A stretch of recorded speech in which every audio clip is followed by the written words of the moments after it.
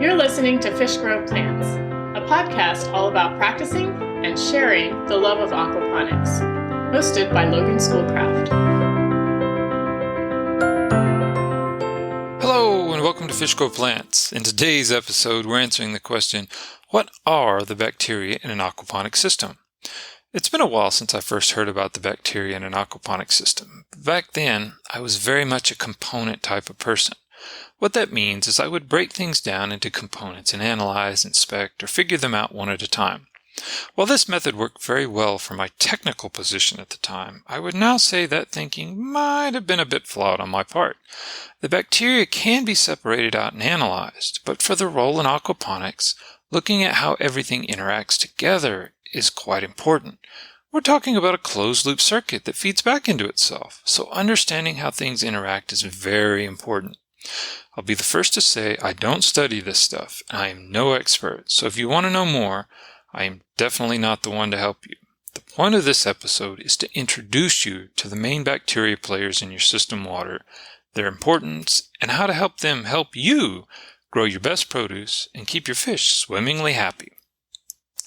I've seen and read various ideas of how bacteria play a role in aquaponics. Some call it a third unseen player between the fish and plants. Some say it's part of a cycle between the fish and plants. And others say it's like a web or a world of bacteria where the fish and plants are the smaller parts of the whole. No matter what perspective works best for you, there's still some basic concepts that apply no matter what. For instance, fish create ammonia. They create ammonia from their poop, urine, and breath, but this ammonia is toxic to them if left alone and allowed to accumulate. I don't think anyone argues this. Oh, and dead stuff, like rotten plant roots or even dead fish, create ammonia. And as you might have guessed, the bigger the source, the larger the amount of ammonia it puts out. Another agreed-upon concept, plants need nitrogen to grow. Without it, they will initially yellow, wilt, and then eventually die. It's kind of like taking a nutrient out of your food. If you can eat all day long, but you still don't have what you need to grow healthy and big. So the link, no matter how you like to look at it, is the bacteria in your aquaponic system water. These little unseen forces are what take the ammonia that can kill and transform it into a usable form of nitrogen that plants can thrive on. So how is this done? Or should we ask, what does this? Well, the process may seem magical, but it's really pretty simple and accomplished in only 2 basic steps. And there is a wonderful type of bacteria in the genus Nitrosomonas that loves ammonia. So what does it do? Well, it oxidizes, converts ammonia into nitrite. Yes, nitrite is a form of nitrogen, but unfortunately it is not usable by plants. And it too is toxic to fish, although less so than ammonia. It's toxic because it prevents blood from absorbing oxygen. Sounds like a bad situation, right? Well, yes, but no, because of another wonderful type of bacteria in the genus Nitrobacter. This lovely bacteria oxidizes, or converts, nitrite into nitrate. And as you guessed it, nitrate is the form of nitrogen plants love. And unless you somehow have created a super amount of nitrate, it's harmless to your fish. It's kind of like a good thing. Way too much of a good thing is not a good thing. But for the most part, it's hard to have too much nitrate. Pretty simple, right?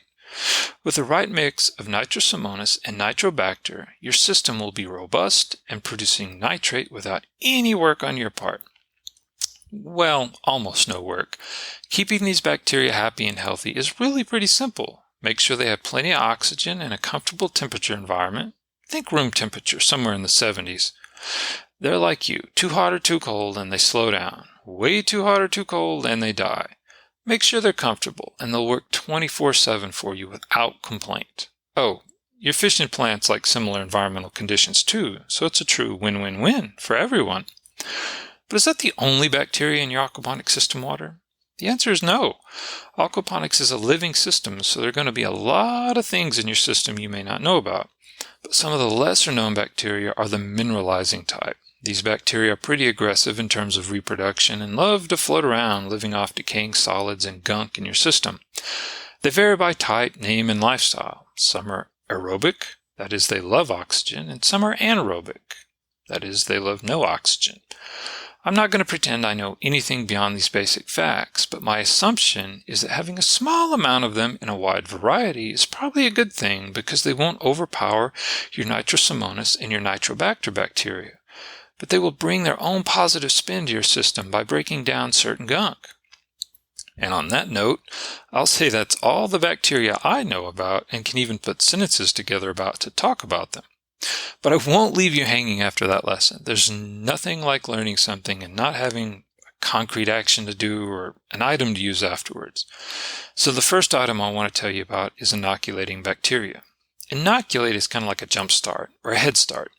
There are multiple ways to get your bacteria colonies going in your system, and some do not require the purchase of anything at all. I've done that, but it does take a while.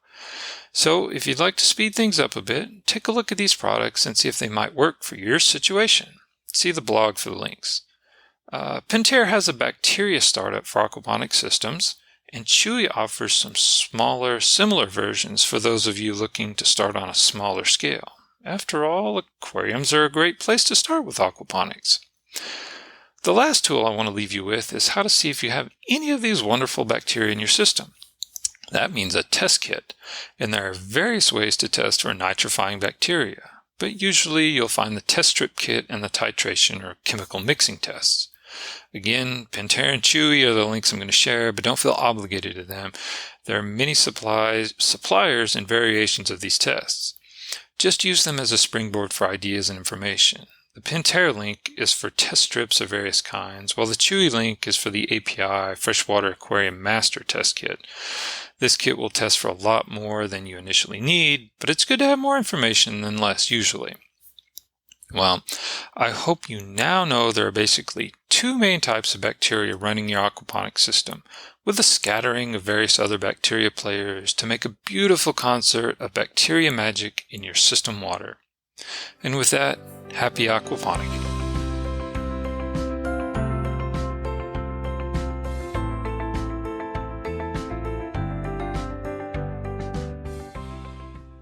Questions! Let me have them. Do you need clarification, more information, or maybe you just have a tangent thought? Send all your thoughts my way.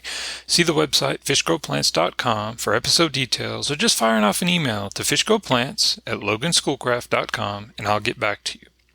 So, was this episode good, bad, ugly, or other? Let me know. Comment, email, smoke signals, it doesn't matter. I love to hear from you. Your feedback is immense and I'm always grateful for it.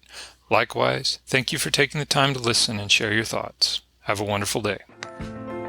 This has been another episode of Fish Grow Plants, the podcast all about practicing and sharing the love of aquaponics, hosted by Logan Schoolcraft.